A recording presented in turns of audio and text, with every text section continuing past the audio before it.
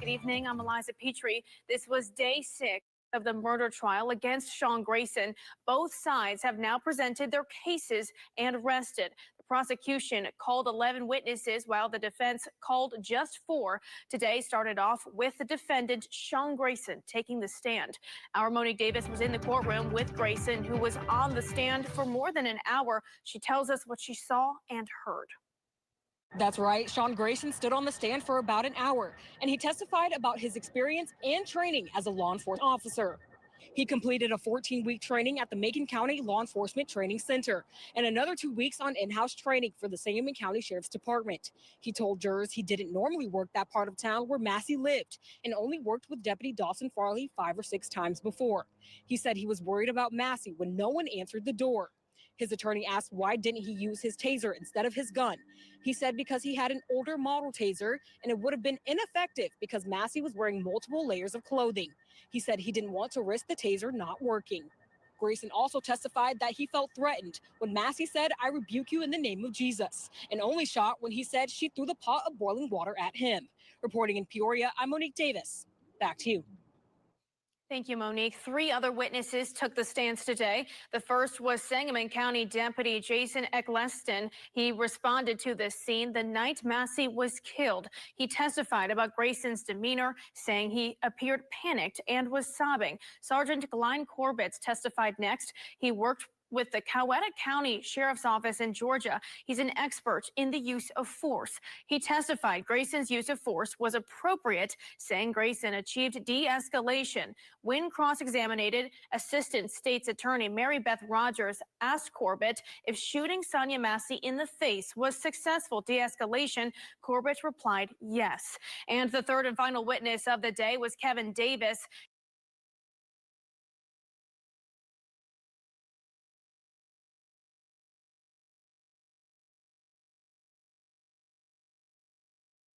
Warranted. During cross-examination, Millhiser questions Davis' findings in his report. Ahead of tomorrow's closing arguments, Judge Ryan Callaghan has stated the jury instructions include the possibility of second-degree murder charges. Currently, Grayson is only facing charges of first-degree murder. The instructions mean the jury can convict Grayson for second-degree murder if the case does not meet the qualifications for first-degree murder charges. And closing arguments are expected to start tomorrow at 9. Then the case is handed over to the jury.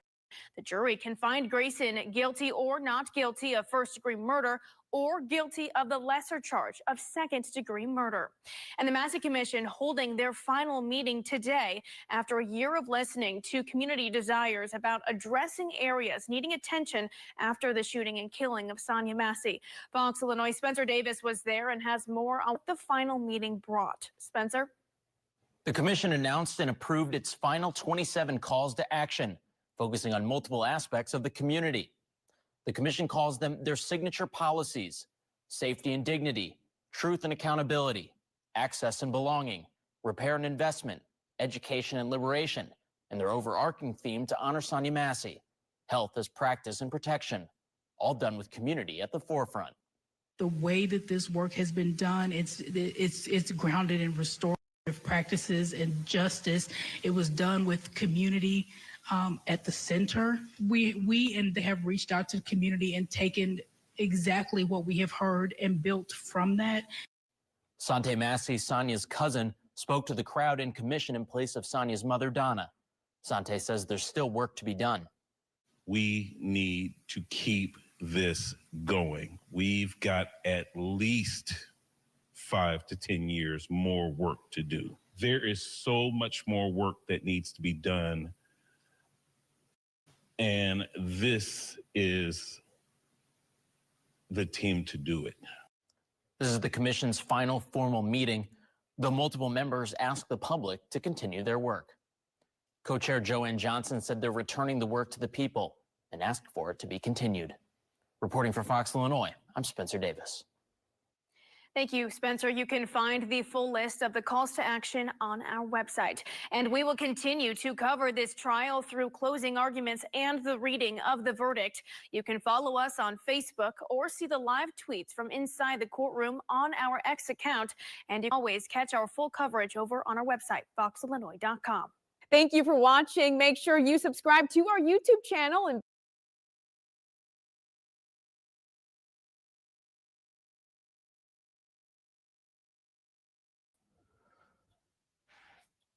Good morning. This is Morning Sky. I'm your host, Sky. Let's get right into this.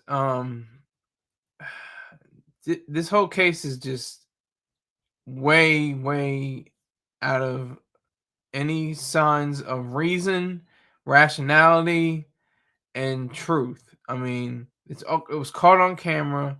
The woman had a pot of boiling water. Okay. She did not threaten. She did not pose a threat as to throwing the water on Grayson. The trial is shown, and it's a goddamn government federal trial, and so you can't see. There's no cameras allowed in the. I think it's a federal trial. I think only federal trials you cannot have cameras or any devices in the courtroom itself. So Sean Grayson is he's a piece of ish to me. I'm just going to go out there and say it. He's a piece of ish. He got scared on the weapon. All she said is, "I rebuke you in the name of Jesus." That's a Christian woman. I'm an atheist. I know about Christian women. They're very sincere. They're very found in the word. You know, they know the word, they know God, they know Jesus, they know he's going to save their soul. She was saying, like, get away from me, get thee behind me, Satan. She was like letting him know, I'm not going to hit you with this water, but I'm telling you verbally, not physically, that I'm not a threat. I'm not somebody that you can play around with, though. I'm serious about mine.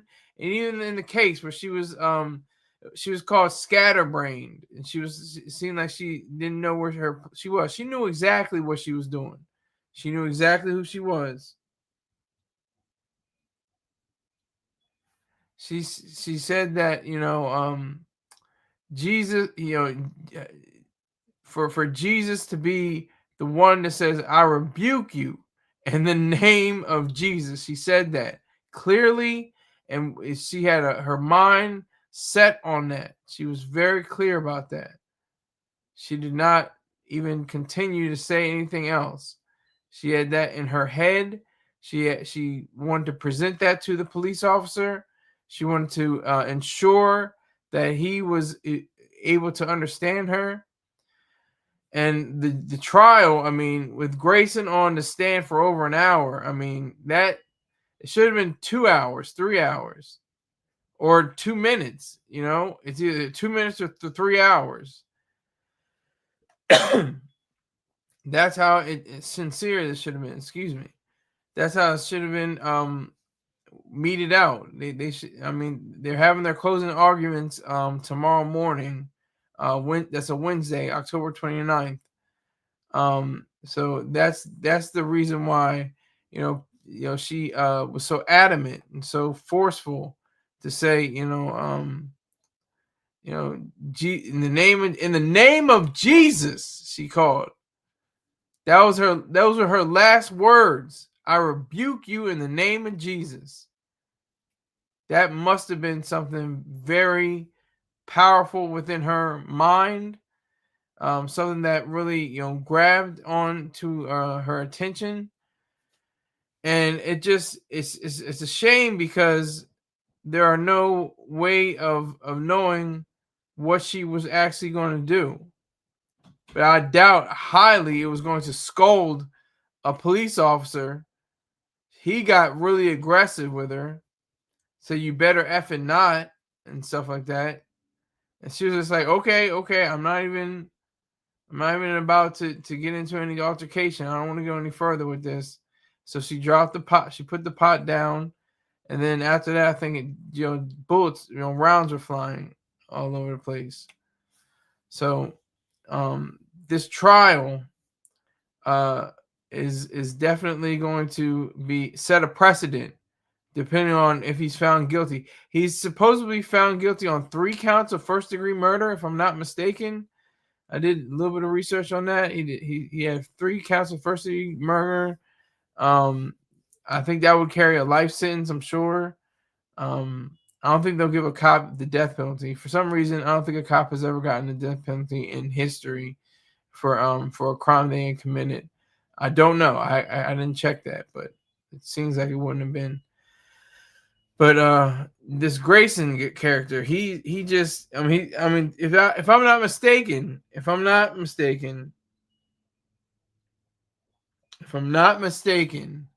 he had in his rhetoric the idea that uh he had the glasses on, if I'm not mistaken, for the court reporter, the court sketch artist had glasses on. He had glasses on him. I think that was his figure. That's another way of showing to the jury that he's competent. He could be intelligent. He's very docile. He's very mannered, and he doesn't have anything. But for him to use such force in such a way, and then have the excuse saying he didn't use his taser because the prongs would not. She was wearing heavy clothing, and the prongs wouldn't have penetrated her skin, and it wouldn't have been effective. So that was the reason why he used his pistol, his service pistol. That's very distressing. And like I said, I don't believe in God. I'm a complete atheist, but I understand. I totally understand what she must have went through. As a believer, she was a believer, and this is a threat against her spirit. Allegedly, quote unquote, her spirit, and this is very harsh for her to take. And during this trial, during the time that was spent interviewing various witnesses and various people that were connected to this particular case, it just made it just even all the more horrific. So I'm gonna try to find another video.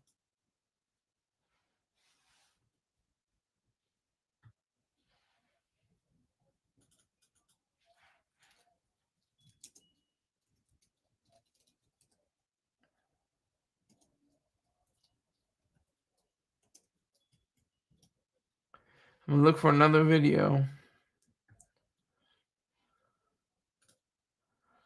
Testimony continues in the murder trial of the former Illinois deputy accused of killing Sonia Massey in her home last year.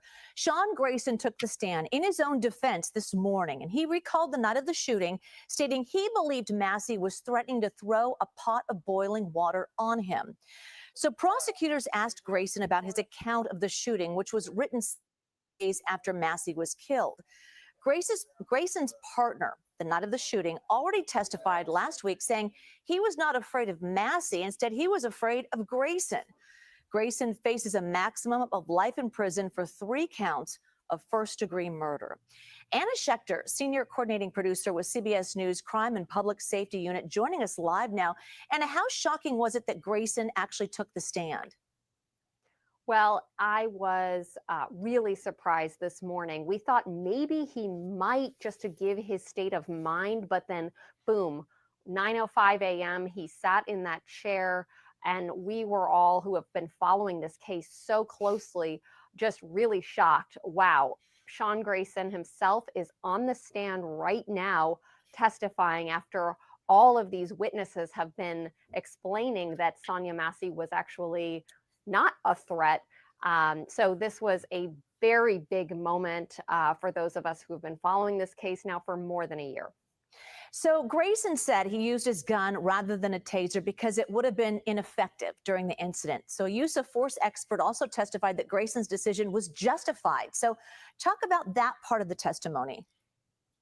Sure, it's a great question because this was actually new information. We know from the reports filed right after, or in the month after this event, that he said he felt threatened by that boiling pot of water. But we never knew he was even considering or thought about potentially using a taser instead of a gun. He was asked this question on the stand today, and he said that he was worried that a taser wouldn't work because a taser has to go through clothing and actually clutch onto the skin, essentially. That's how it works. And that he says that he actually took the time to think that through and realized a taser wouldn't work and instead used a gun. So we'll see how a jury reacts to that, if they believe that. But that jumped out at me today because I've never seen any discussion of a taser being used. But yes, you're absolutely right that the defense did call a use of force expert to the stand who said that Grayson was acting in self-defense and de-escalating the situation by firing that firearm because of that pot of boiling water. That was his take, and the defense is leaning heavily into that. That is essentially their entire defense. Anna Schechter. Anna, thank you. Just a few more tidbits in the case. Let me see. So, I mean, it should have been open and shut to me. I don't know. Maybe they could have spent 6 hours on the stand. It wouldn't matter if it had been 6 minutes. The case is itself. The case is a case. She was not threatening him in any way. And if I understand, his partner was afraid of Grayson or something. Did I get that right? I might have missed that. But he explained how as I alluded to earlier about the taser that wouldn't have been effective. So of course, killing an innocent woman unarmed, a boiling pot of water is not an actual weapon. If she was carrying a 12 gauge shotgun and pointed it at him, then that would have been cause for him to do it. That would have been cause. He would have feared for his life, and she would have gone down. But she had a boiling hot pot of water. That's it. Nothing else. Not a handgun, not a knife, not anything. She could have had a kitchen knife, but she even had that. She just had a hot boiling water. And what she was going to splash it on a cop? I highly doubt that. That's the weakest defense I've ever heard in my life. That's so weak of a defense. And I think, he's probably going to see time. May not be life in prison, but he's probably going to do at least 15, 20 years. I can imagine that. Maybe even more. Because it just doesn't make any sense. Sonia Massey did not deserve to die that day. She was a firm believer in God. I understand that. She had every reason to be afraid of the cops. I mean, you just automatically when you have the cops, I think she called the cops because she said there was a prowler around her house or something like that. And then they came into her home, and it escalated very quickly. I remember watching the actual footage, and it escalated so quickly. I was like, "Wow, this is going on." She just said, "I rebuke you in the name of Jesus." That's a classic, way of saying, I reject you. I do not see you as somebody that is over my authority of my life. You may take my life, but you cannot have authority over my life. That's what she was saying. That's the whole I rebuke you in the name of Jesus means. And the witnesses that have taken to the stand to show their truth, apparent truth, they won't be the first person to lie on, under the threat of perjury or under oath. But Sonia Massey really showed in her actions that she was very sincere about what she was doing. So I think that, with everything that she had gone through, her death, it was her death day. It was her death day because at the hands of Sean Grayson, who got scared. He got you know, something kicked in within his mind, and he, you know, thought or felt, I should say, he didn't even think, he felt as if he were going to be injured or possibly, you know, severely attacked. So that so that's the reason for that.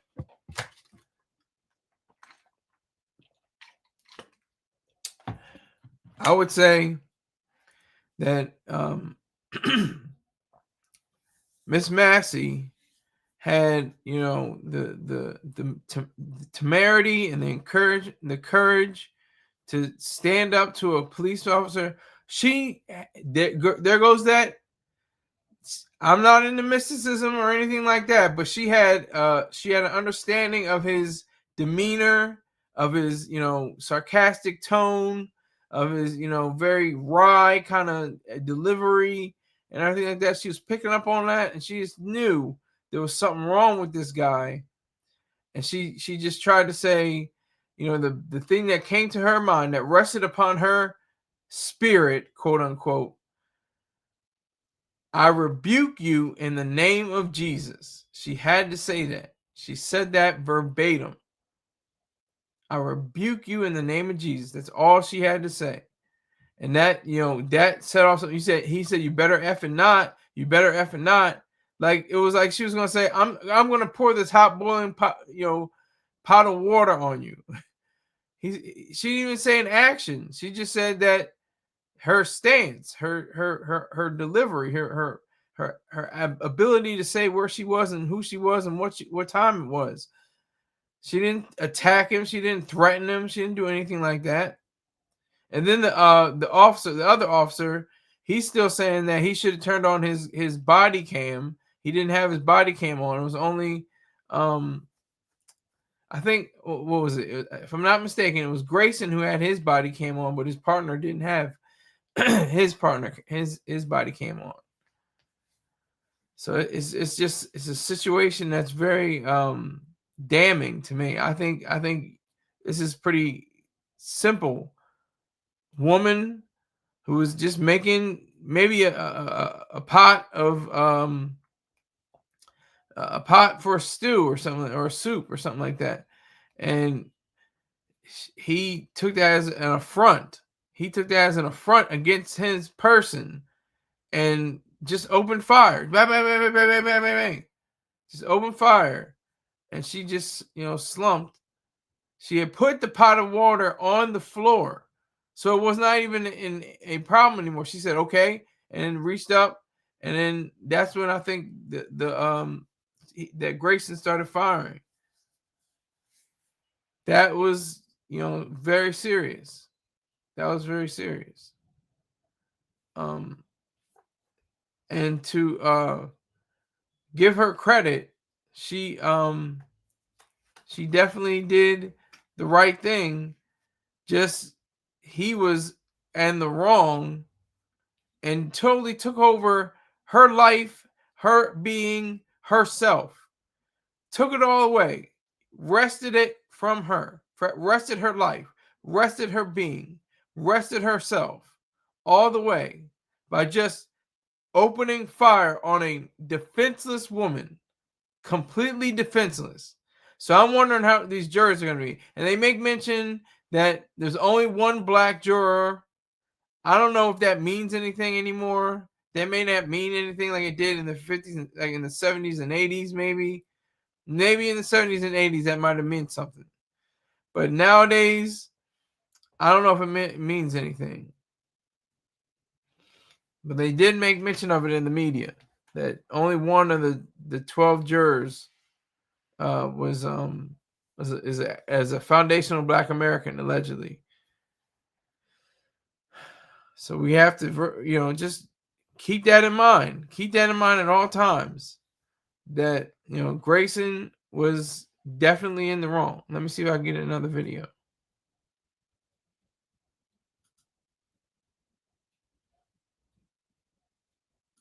And the trial of Sean Grayson is happening in Peoria. That's about an hour northwest of Springfield. Why there? because all the national attention persuaded the judge and the defense attorneys to shift it away from Springfield, away from Sangamon County, to have a jury that could hear it there. So far this morning, an Illinois State Police investigator and a 911 dispatcher took the stand to testify under oath. During opening statements just before that, prosecutors told the jury Grayson had no legal justification to shoot Massey, a black woman, in her own home. He says Grayson dismissed police training and principles.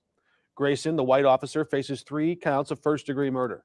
Police video shows he and Massey exchanging words over a pan of hot water before he shot her. The prosecution told the jury of 8 women and 4 men that Massey posed no threat to him. But Grayson's defense attorney implored the jury not to decide so quickly. They say evidence will show Grayson acted in self-defense. His attorneys are not disputing that Grayson pulled the trigger that killed Massey, but they'll argue it wasn't on purpose. The jury. Okay, I got too much right now. Wait a minute. Was a defenseless woman? He was afraid of a defenseless woman? Are you kidding me? Let me run that back. I'm gonna run that back. I got time. Let me make sure I heard him completely clearly what he said. Posed no threat to him, but Grayson's defense attorney implored the jury not to decide so quickly. They say evidence will show Grayson acted in self-defense. His attorneys are not disputing that Grayson pulled the trigger that killed Massey, but they'll argue it wasn't on purpose. The jury. It wasn't on purpose. He shot her multiple times. And they're saying it's not on purpose. They're saying it was in self-defense. Self-defense against what? God, I wish she didn't have that pot of water. I mean, for her sake, just because that's when it gets goofy. That's what I said. Well, she had a pot of her boiling water. And he was just her intent. That is that's. I'm not I'm not a lawyer. I'm not an attorney. I haven't passed the bar. I just know for the most sense that she was way less of a threat than a police officer with a loaded pistol. That is insane. That is absolutely insane. To say that he was acting in self-defense, like she was coming at him with a kitchen knife or something like that, or even with a handgun or something like that. Are you kidding me? This is one of the weirdest trials ever. They're all weird. They all have some goofy element to them. They all have some weird, stupid, detail that makes you say, "Well, if only." No, it's clear, but it's still goofy. It's clear because he opened fire on her. I could see if she threw the pot of water, then I'd be like, okay, yeah, this is a case closed. Why are we even doing a trial right now? She threw the pot of water and scolded him, and the partner took her out. That would have made sense. That would have made clear and as day present, evidence or clear as day truth as to whether she was in the wrong or not. She clearly was not in the wrong. Telling somebody that they rebuke you in the name of Jesus is not a capital offense. It's not something that you can lose your life. It should lose your life over just by uttering those words. That's a fact. That's the truth. That's a reality. So I think that it is very very strange that there had to have a whole court proceeding. But I understand it though. It's very strange, but I understand it. It's part of our judicial system. People get a fair trial. You don't just hang them at the gallows or have kangaroo courts. We actually have to go to the system of law. I appreciate that.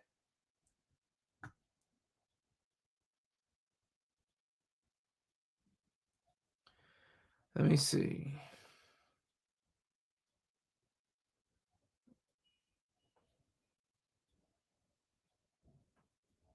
I'm looking for more. Okay. It is day 6 in the trial for Sean Grayson, the former Sangamon County deputy accused of killing 36-year-old Sonia Massey. And Grayson took the stand in his own defense today. And WGN's Courtney Spinelli here now to walk through what happened in court today. Courtney. Micah and Ray, prosecutors rested their case this morning after calling close to a dozen witnesses and experts to the stand last week. That includes Grayson's partner, who testified he wasn't in fear of Massey the night of the shooting, but rather it was Grayson he was afraid of. You have an idea that made things so much easier. Former Sangamon County Deputy Sean Grayson testified Monday in his own murder trial. It was a 911 call from Sonia Massey, who believed someone was trying to break into her Springfield home. That soon escalated to a deadly shooting. Away from your hot steaming water. This body-worn camera video from the night of July 6, 2024, captured by Grayson's partner, Deputy Dawson Farley. Grayson's wasn't on until after shots were fired, prosecutors say. He admitted he should have done so as he began questioning Massey, and while he thought it was on, he didn't check. Grayson also testified he felt Massey may have been under the influence of something. Prosecutors questioned why Grayson left it out of his report that he threatened to shoot Massey in the face right before firing. He says he's not sure and agreed with prosecutors that no one would have heard that if his partner's body camera wasn't on. I rebuke you in the name of Jesus. I rebuke you in the name of Jesus. God, I swear to God, I'll shoot you right in the face. On the stand, Grayson said, "I took it as a threat. It raises a lot of concern for me, and I believed she was going to throw the water." The former deputy testified he did not believe a taser would work in the situation and argued Massey's positioning would have made it easy to throw the pot. Use of force expert Glenn Corbett reviewed body camera footage, Grayson's training, and the county's use of force policies. He testified he believes Grayson tried to de-escalate the situation, saying at that time, use of force was appropriate. You have to look at the totality of circumstances. Retired Riverside Police Chief Tom Weitzel, whose law enforcement career spanned 37 years, doesn't believe this was justified. She could have thrown, or the hot water could have scalded him. That could be a possibility, but that does not raise, in my opinion, to the level of you would be able to shoot somebody because you're in fear of receiving a battery. A judge didn't allow Grayson's prior conduct with other agencies or military discharge to be admitted as evidence in the trial. Still, Weitzel argues the case as a whole raises an important discussion over hiring practices and standards for law enforcement officers. We have to make sure that we're getting qualified individuals and that we're not rushed because we feel we just have to fill a slot or we have to fill a space on the schedule to have a patrol officer on the street. Now, Grayson faces 45 years to life in prison if convicted. It's expected closing arguments will take place Wednesday, followed by jury deliberations. In the newsroom, Courtney Spinelli, back to you. All right, so I'm gonna wrap this up. Give you my final word. She was a believer in God. I'm not a believer in God. She said, "I rebuke you in the name of Jesus." Feet away, a barrier between them. And how in the world, even if she were to throw the water, it wouldn't have reached him. It wouldn't have got close to him. He just said, pow, pow, pow, pow, pow, pow, just shot off. Just started shooting off. And in this case, this is a life or life situation, not life or death. He's not going to get the death penalty, but he's probably going to get 45 years to life. It's going to be a very trying kind of idealism beyond just the trial. It's going to be, heavy on his head. He may get pardoned. Who knows? President Trump may pardon him. Just cause. We don't want to see that happen, though, if he is in fact convicted. If the jury finds him guilty of this crime that he committed, then he will have to face the reality of a prison cell as a cop, and that won't be so pretty. Okay. Let me see if I can find some little bit lighter fare. Let me see here.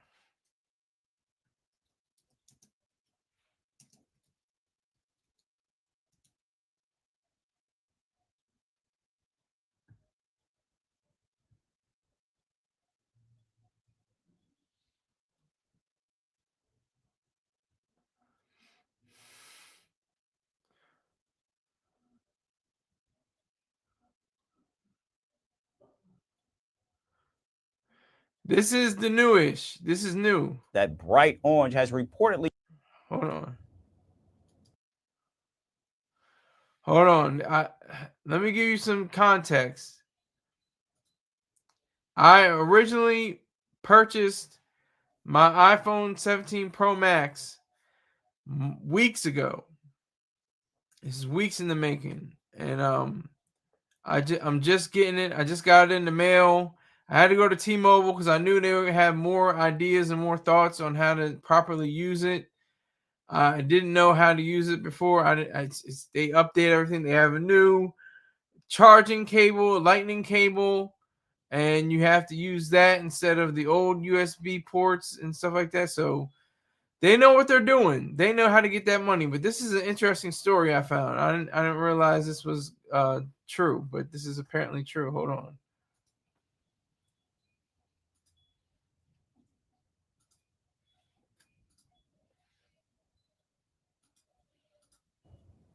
Now, it was supposed to be Apple's most striking color yet, a bold, fiery cosmic orange that screamed both innovation and style. But it seems the iPhone 17 Pro lineup didn't quite read the brief. Just weeks after launch, that bright orange has reportedly started to fade to pink. You heard that right, pink. Photos on X and Reddit show the fading frame, sparking questions about whether this is a design flaw, a cleaning mishap, or simply an unplanned shade shift. In our final story, we look at what might be turning Apple's latest showpiece from a design statement into an unexpected science experiment.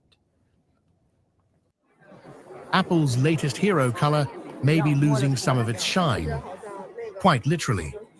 Just weeks after launch, the iPhone 17 Pro and iPhone Pro Max in the eye-catching cosmic orange shade are reportedly developing an unexpected pinkish tint, leaving some users wondering whether their phones are blushing or malfunctioning. Images flooding social media platforms like X and Reddit show the once vibrant orange devices taking on a noticeably pink hue. While some have brushed it off as a trick of light, others are less amused, particularly those who paid a premium for Apple's latest flagship model. Unlike its titanium-bodied predecessors, the iPhone 17 Pro series features an anodized aluminum frame. It is a design shift that allows Apple to achieve richer colors, such as the now infamous cosmic orange. But there's a catch. According to reports, anodized aluminum is more porous. This means the dye that gives it its dazzling color can also make it more susceptible to external chemical reactions. In simple terms, the same process that lets Apple paint the town orange might also be turning it pink. Anodized aluminum can fade or discolor when it comes into contact with hydrogen peroxide. It is a compound commonly found in cleaning sprays, sanitizers, and even beauty products. The chemical can reportedly damage the sealed dye layer, leading to a pinkish or uneven fade over time. Apple's own support page has long warned against cleaning devices with products containing bleach or hydrogen peroxide. It recommends instead the use of 70% isopropyl alcohol or 75% ethyl alcohol wipes. The company also advises against letting moisture seep into device openings or submerging iPhones in any cleaning solutions.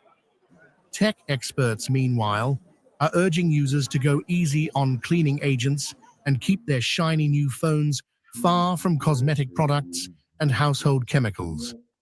The pink predicament comes on the heels of another controversy nicknamed Scratchgate. Shortly after the iPhone 17 Pro's release, users began complaining that the device's anodized aluminum body, meant to be lighter than last year's titanium design, was scratching far too easily. This was happening especially in darker shades like deep blue.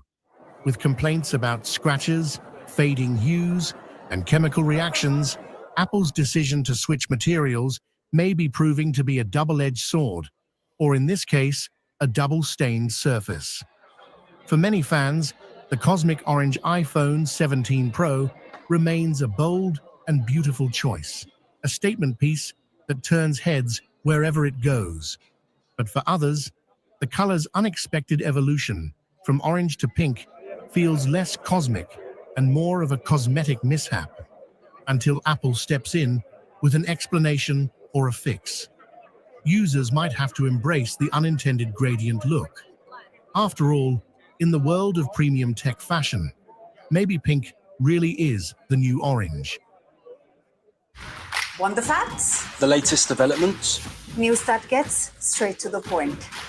Well, we've got all three just for you. This is First Post Live, a brand new show, your window into... Okay, so I don't really have to worry about this, I don't think. I have a case. It's military grade. I love it. It's black. It's cool. I think it's awesome. I may not ever take it out of the case. It's probably going to happen where I'm not going to be able to take it out of the case at all. I'm going to try my best to show myself approved for this phone, because it's way too advanced in myself, way too advanced for I just don't get it. I've been trying to figure it out. It's too many new gadgets and gizmos and bells and whistles going on. I don't really know exactly. I've had iPhone since 2011. And I mean, I'm thinking about that first phone, and I was like, I don't even feel like using the keypad with my thumb, so I'm gonna mess up the letters and stuff like that. I was able to figure that out, but that took a while. That took a good while. So I do want to say that it's fun. Given the fact that I'm using it, I'm able to use it with my brand new watch as well. So that's always a plus. I'm really appreciating it. It's really cool. I have a blue band, and I think it's silver, the watch itself. And I think it complements the orange, but you can't really tell it's orange unless you look at the back. And I don't think that's going to get messed up or anything. I doubt it.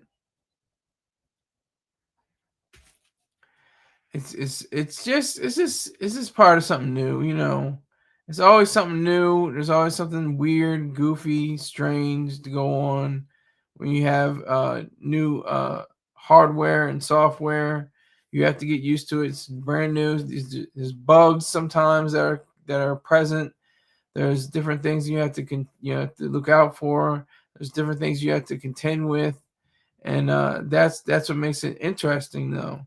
Because you're able to figure it all out. You're able to call Apple Care, be like, hey, I don't know what the hell I'm doing. Could you help me out? And they assist with you. They assist you. So that's what I like about having this particular device, because it is really cool. It's like super cool. I like it. It's clean. It's neat. It's to the bone. I do enjoy it. They have new features.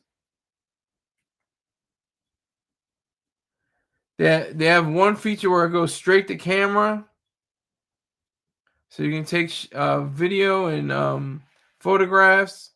I thought that was kind of cool. That really helped out.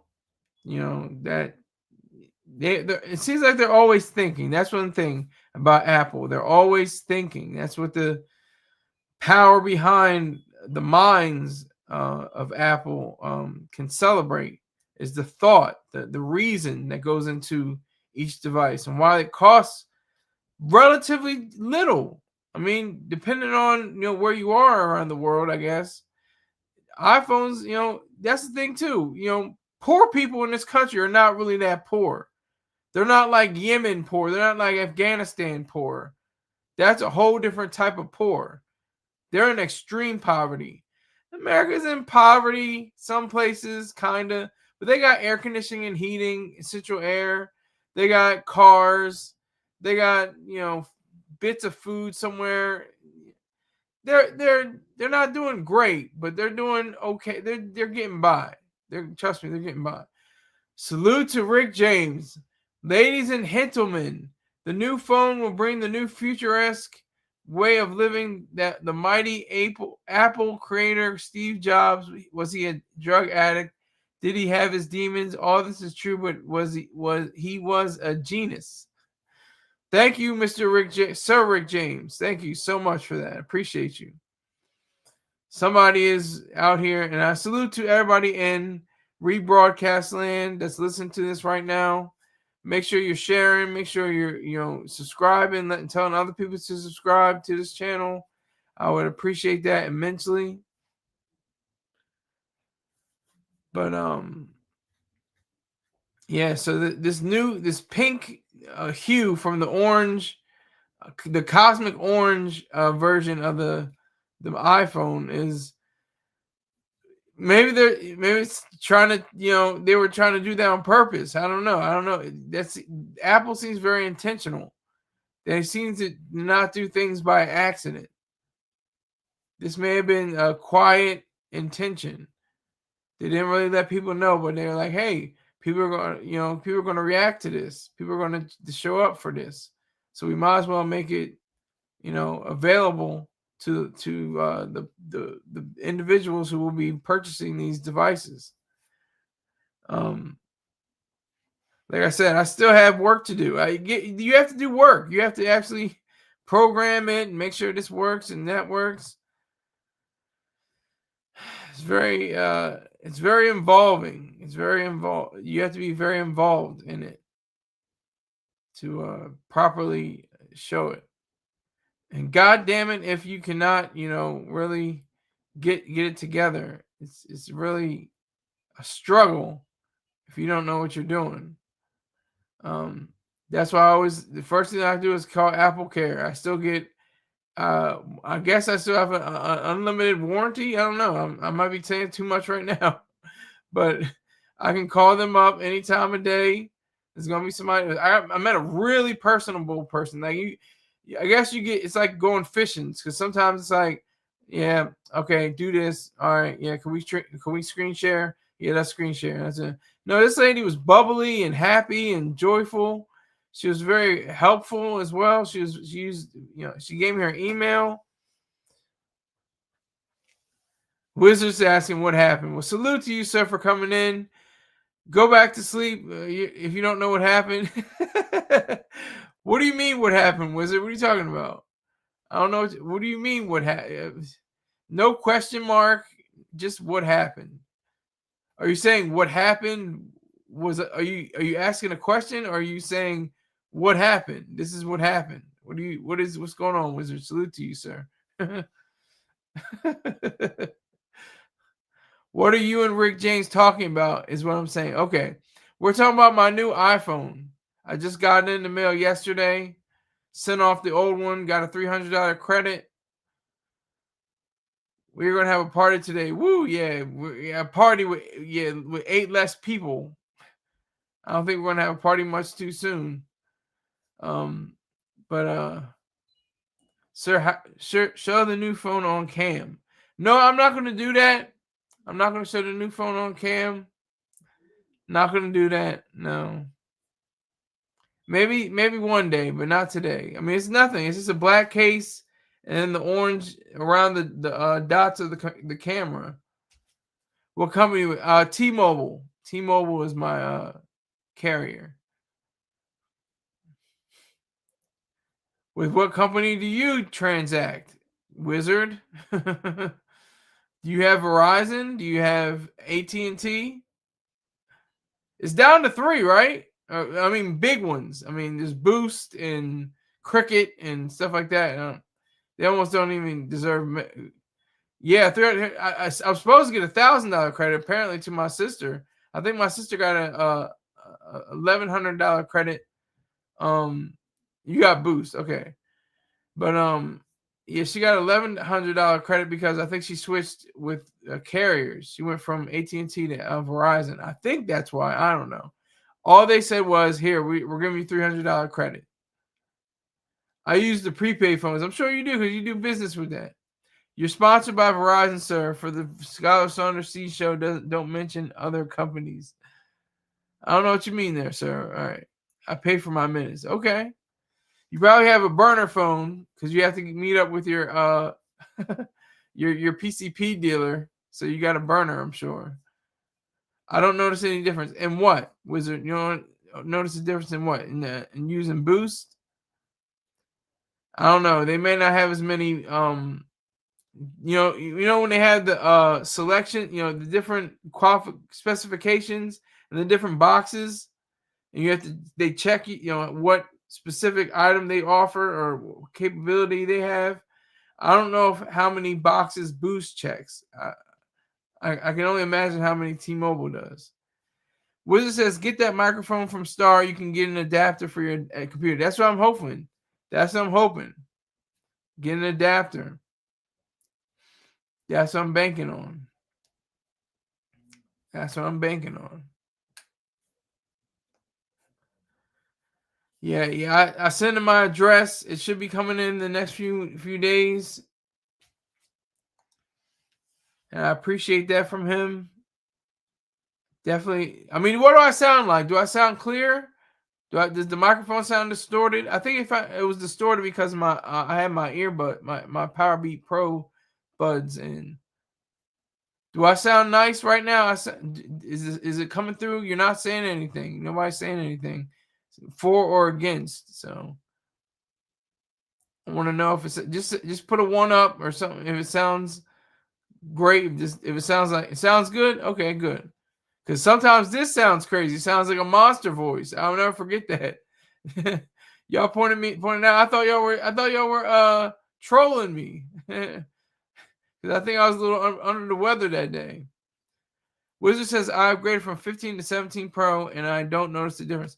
There's a few differences. There's the camera on the side. You'll notice the camera function. There's the heart. There's the oxygen levels. You can check your oxygen levels. Or maybe I'm thinking about the watch. The watch is that the new watch is like that. But for the phone, there's also different capabilities for using, like I said, the camera. It's a different way of using. I think the alarm system. When I joined, yeah. I hate to put you through that. But I had to switch it up. Had to switch it up. But with that microphone coming in, I'm looking forward to him. Sending that. I'd appreciate that. And yeah. So the picture was great. I know the picture was fine. But it's all about the microphone. So Wizard, the microphone sounds nice now. Am I coming through clear?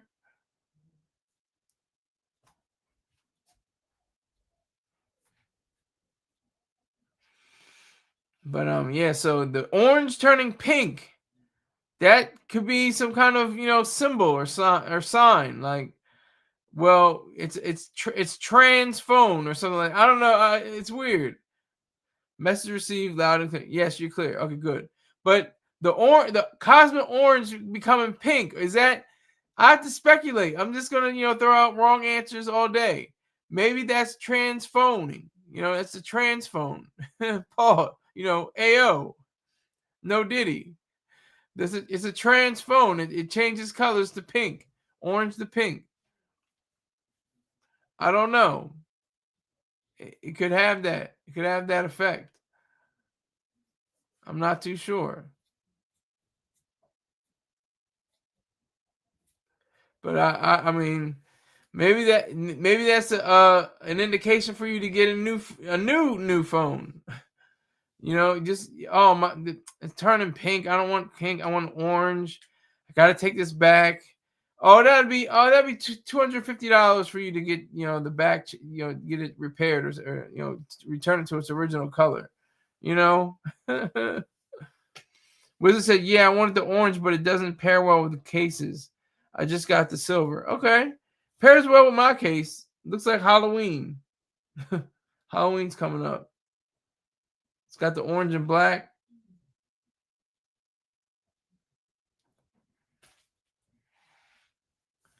So I thought that was pretty cool. That was awesome. Yeah, but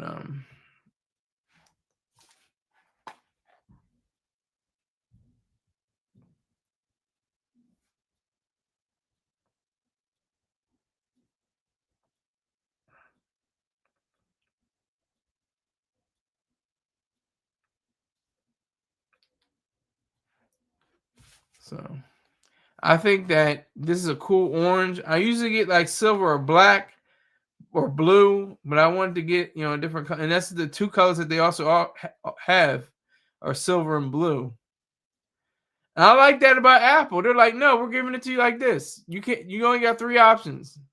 You got 3 options, unless there's some, strong powered, underground scene where they're making iPhones with, Snoopy and Hello Kitty and Transformers or something like that. You can get that done. I don't know. I've never experienced that, but I would imagine it happens. But yeah, I got that phone today. Feeling kind of good. I still have to call my bank. I love the fact that I can pay with my watch. I love the fact that I can use the watch. I'm more excited about the watch than the phone, to be honest with you. Because I can listen to music and I'm like, who is this song? I don't have to ask Siri and then interrupt the song. That's annoying. But that's the reality of it.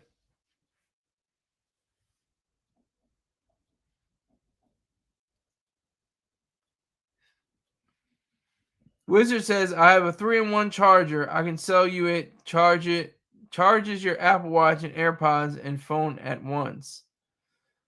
Huh. So what are you going to use? What is Wizard? You got something better, I'm sure. You got something better. I'll let this nigga give him my old 3-in-1 charger. Let him be all right. Please tell me you got the Big Boy Ultra 3 watch. Yes, I did. And it's awesome. It is awesome. And I got the cover for it too, because the last one shattered. Hold on. I'll show you. I can show you that. Hold on.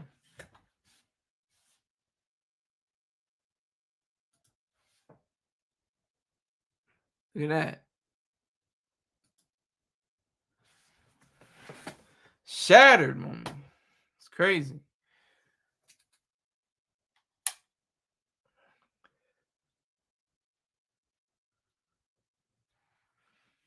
Yeah, that was crazy. I have 2 of them. The one I have for you is new. So it's gonna set me back what, $400, something like that. No, I'll give you that for $299, sir. $300. Shattered. Oh shit. Shadoobie. Shattered. All right. Rick James is definitely on the PCP right now, ladies and gentlemen.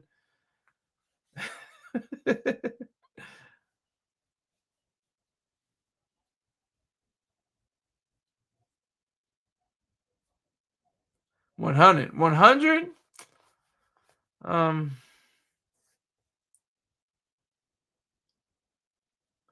I'm a pass, but thanks. I mean, I want to investigate. I want to explore a little bit more.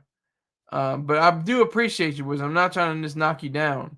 I do appreciate you. I trust you, but I just want to explore a little bit more. But if I could, here, matter of fact, this is the reason why I'm going to take you seriously. Here's my email.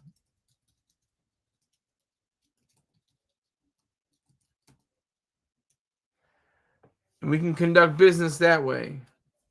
You send me a picture of it and the specifications, and you have Venmo, do you have PayPal, do you have Cash App? I don't do Zelle.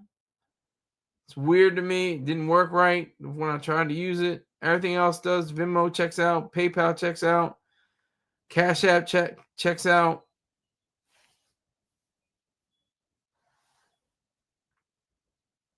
They all work.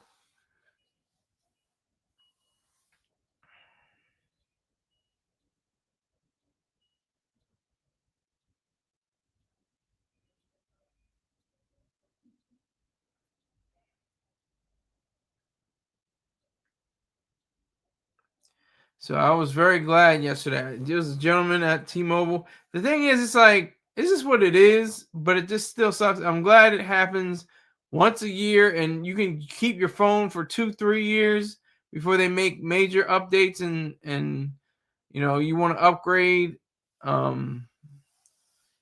That's like the weirdest thing, because if it was like every 2 weeks or something like that, I'd probably kill myself. I'm like, no, this is terrible. But it's only once a year. September through December is like their hottest time. September is usually when they unveil the new iPhone, and you goes on sale in October, and you know, get ready for the holiday season. But that's what, you know, that's what tickles me about Apple. Like, you know, it's coming. You know, they're gonna have something new every September, no matter what. They're gonna have, this could be the iPhone Infinity or something like that. They did that with the iPhone 10. Instead of it being a 10, it was an X. Wizards asking me, any prediction on how that trial will turn out? I don't usually do predictions because I'm probably wrong. I'm wrong most of the time, but I would say he's gonna do some time. He's probably not gonna get every degree. He has 3 counts of first degree murder against him. If you're talking about the Grayson case, I think you're talking about the Grayson case. I think that he will be found guilty of at least one of them, and his sentence will probably be reduced from 45 years to 20 years and probably to 10 years. He's not going to do a full 45 years. I probably assure you that. He's not going to do a full 45 or life. If he's convicted of all 3 counts of first degree murder, then that's life in prison. And again, his life is pretty much ruined all the way now. I mean, there's nothing, he can't really bounce back from this too easily. Grayson is what we're talking about. I don't see that happening. I don't see that happening.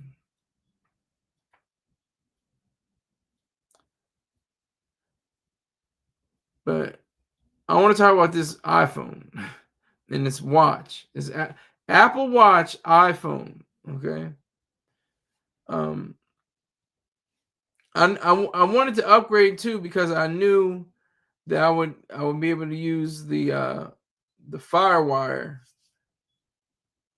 how versatile it is if you have new Apple products. Like, I have a new iMac and I have a new MacBook Pro, and they're great. I love them. I love Apple products.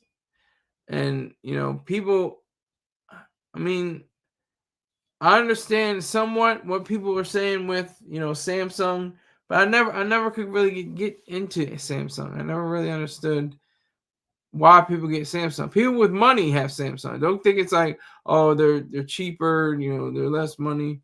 People with can afford an iPhone, they just don't want an iPhone. I respect that, but I don't want a Samsung. I don't want a Samsung.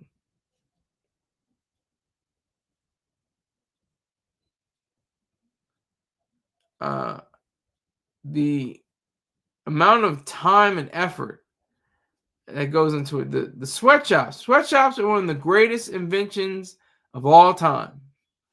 A lot of people don't understand that about Apple and sweatshops. Knowing that kids,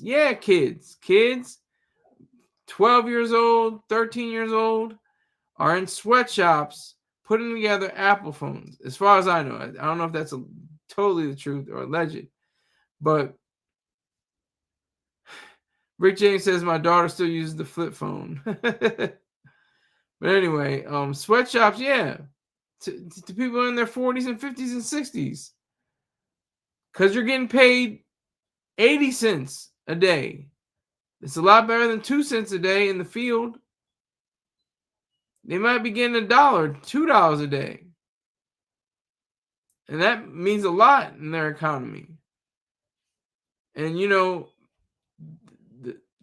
Mr. Trump wants tariffs, which is the most destructive economic ideal going right now.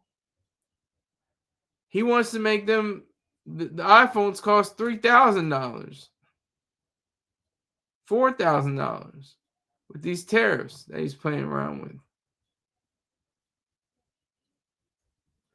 So I'd rather have my iPhone turn pink than it to be $4,000 or $5,000. That's a fact. That's a whole fact.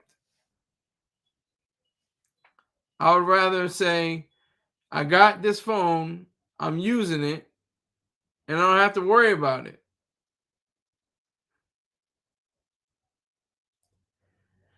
Even 7-year-olds, sir. Yes, 7-year-olds. Make them kids work. Young, ain't nothing wrong with that. Exactly, because they're not getting their education. They might be getting education at home, but they're not going to school. They can't afford it. There's a great book called The Beautiful Tree by James Tooley, I believe his name is. I want to make sure that you can look it up if you want.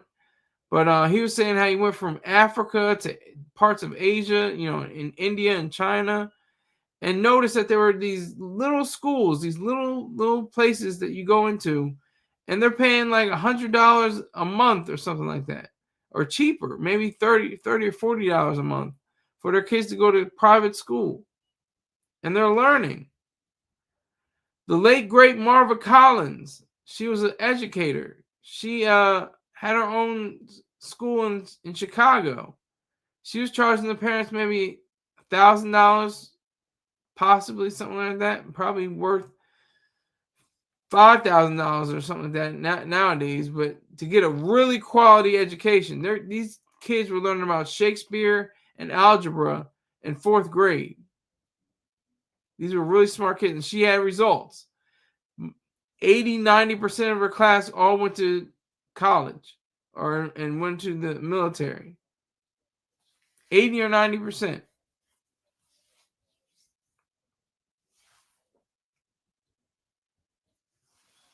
That's how extraordinary this is. And we are going on a tangent, but it still relates to the same thing. You know, you want sweatshops over there, or do you want sweatshops over here?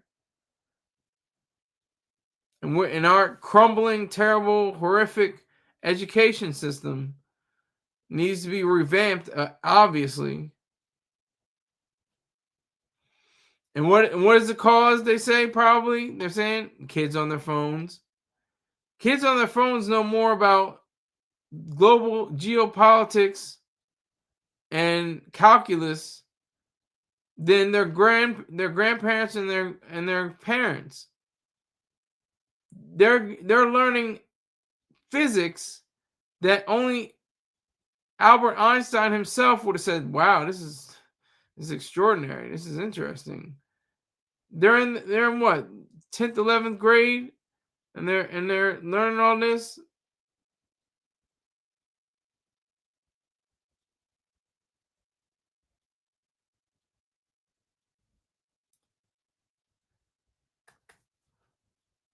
Wizard says, "I honestly want to send my 17 back and get with a better company." Hey, if I love let's get a referral system. That's why you sent me I sent you my email. I do a referral system. I want to get paid. I want to refer you to T-Mobile. We can get that done quickly. Kids are being brainwashed by YouTube. Some are, but not most of them aren't. Most of them are looking into, study groups, and if they're on YouTube, they're watching the Khan Academy. That's what I was watching for a little while, and I still need to get back onto it. They have all kinds of courses and classes, everything from history to mathematics to literature to art to anything you name. Because they don't teach you that in school. They don't teach you that. They don't teach you about taxes. You just like, it's just implied. It's implied. It's the weirdest thing. It's so strange. Nobody teaches you about taxes. Nobody teaches you about finance. Nobody teaches you any of that. How a mortgage structure is made. The tiers. Nobody but nobody teaches you that.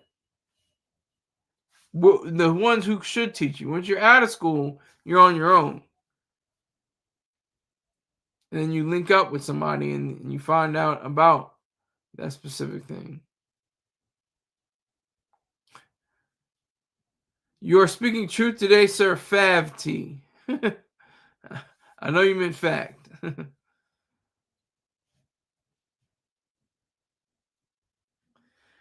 Well, Rick James, you have to go on your job then. If I'm speaking fact, you got to tell about 1,200 people that I'm spitting facts. I know you got long contacts. You got to let those 1,200 people know I'm spitting facts. Right now, I see 2 people watching. And it makes sense because it's Rick James and Wizard. 2 people. I need 2,000 people. I need 20,000 people.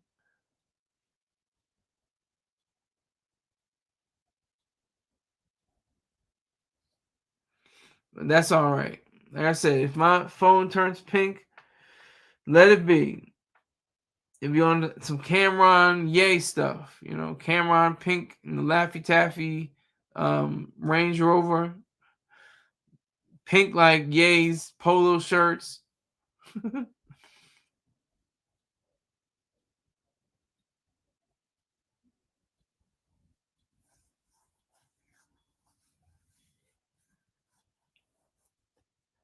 If you get an iPhone 17 Pro Max, enjoy it. It's like a little bit. It's like changing your oil. Getting your fluids, getting all that in order. It's a fantastic machine. It's a beautiful machine. I love YouTube. I love Apple's designs. Sir, we be to see your face. It brings people in gacked. No, it does not.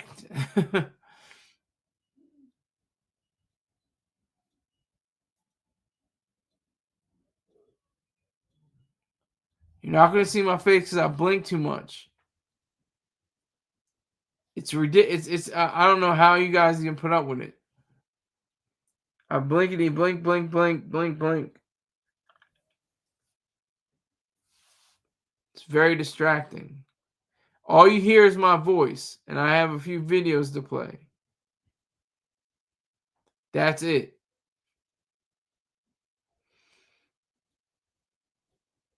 You see, this is trending.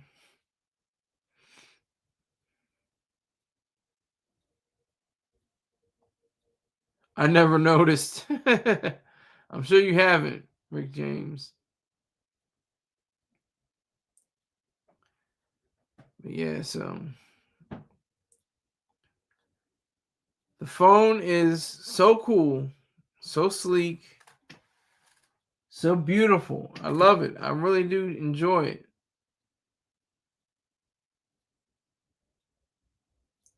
And and that's the thing too. They with companies, they have to do a little something different. Have to change it up. Last time it was titanium. Now it's aluminum. They're saying don't use isopropyl alcohol or hydrogen peroxide on it. That's what makes the color to change. They say it's not as durable. I don't have that problem because I'm going to use my case. I have a screen protector on that. I have a screen protector on my watch.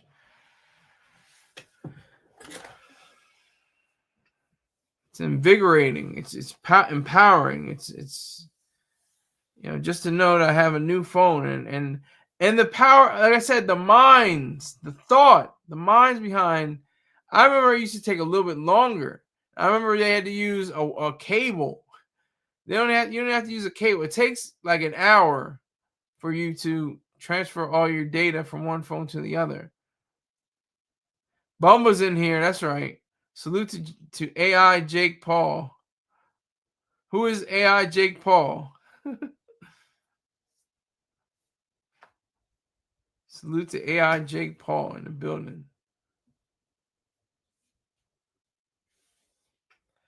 But so what kind of phone do you have, Bumba? You have, and what carrier do you have, if I may ask?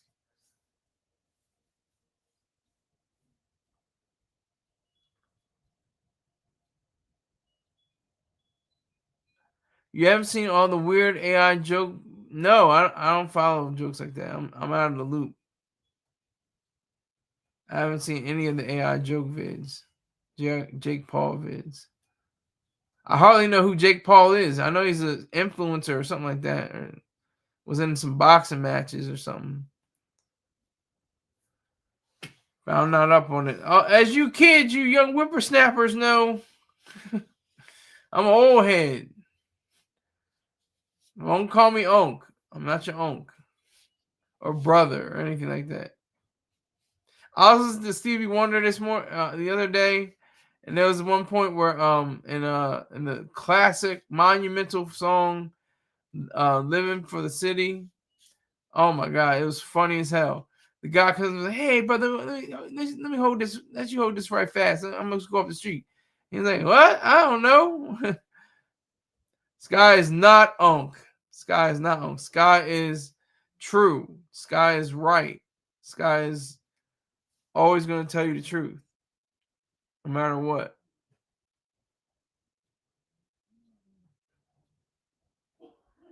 Okay, so that's not Stevie Wonder. I don't think he wrote that either. Your favorite Motown act, favorite song, I guess, Rick James. That's not a Stevie Wonder song. Sky's the limit. Yeah, exactly. Yeah. But I'm limitless. See, that's the difference. I'm the limit and I'm also limitless.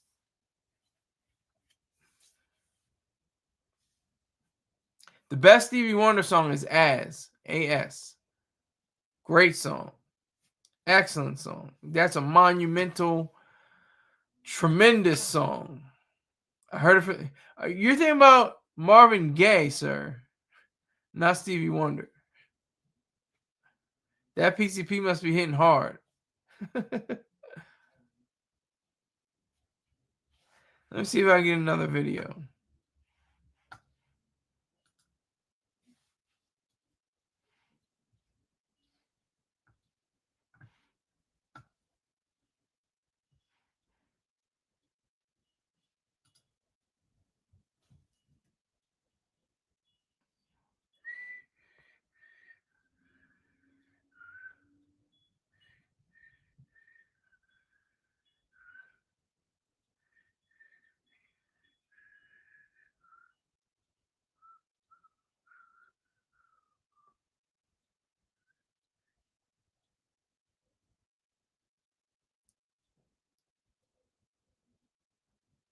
You know what? I'm going to do a nemesis. We're doing nemesis. Microsoft's co-founder.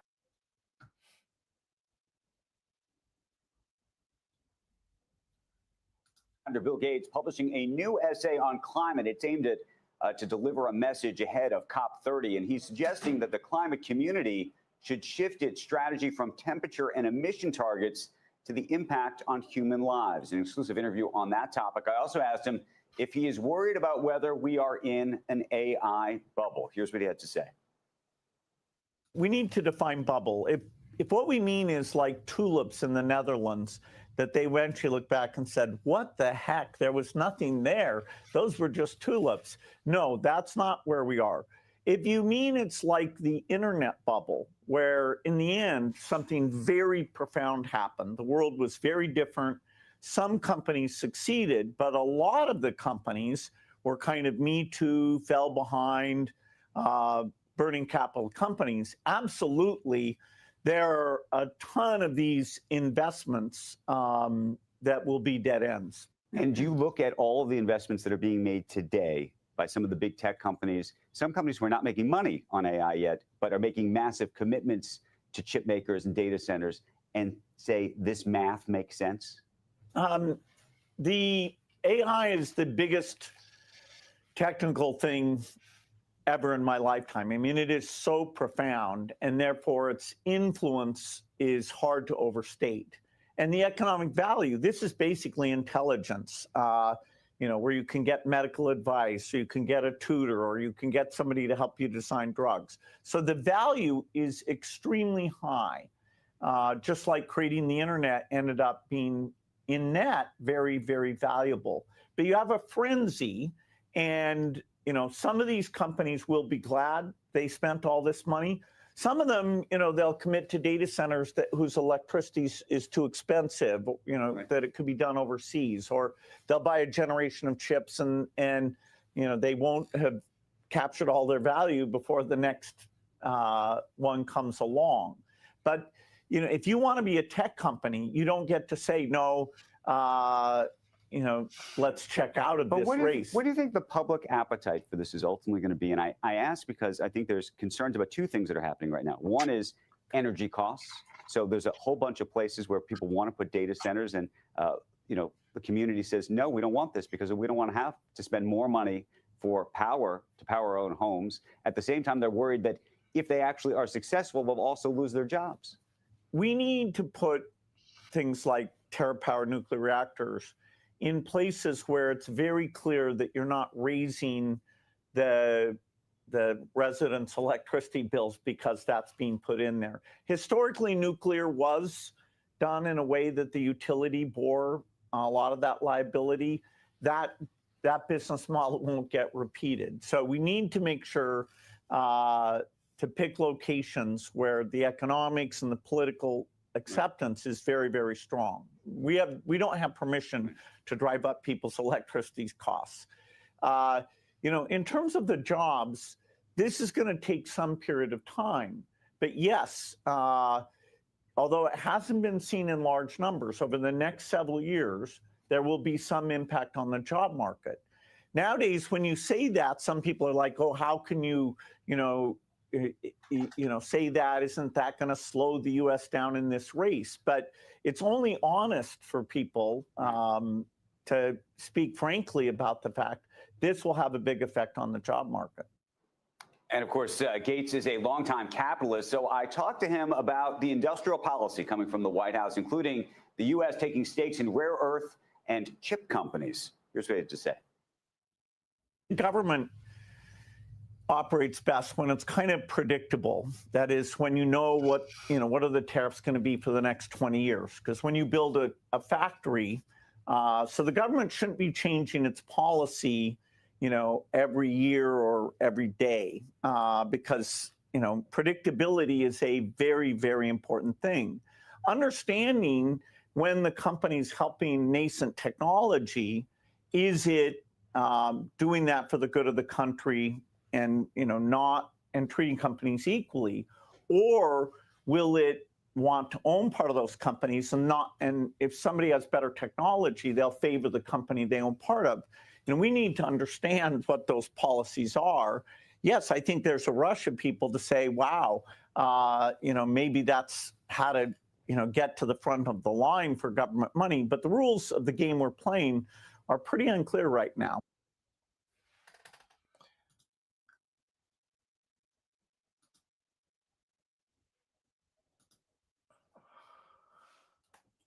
Okay, so I had to get a nemesis to Apple, Mr. Bill Gates, one of my childhood heroes, and the media. I only have one hero, that's my dad, but in the media, I have dozens of people. Let me see here. So,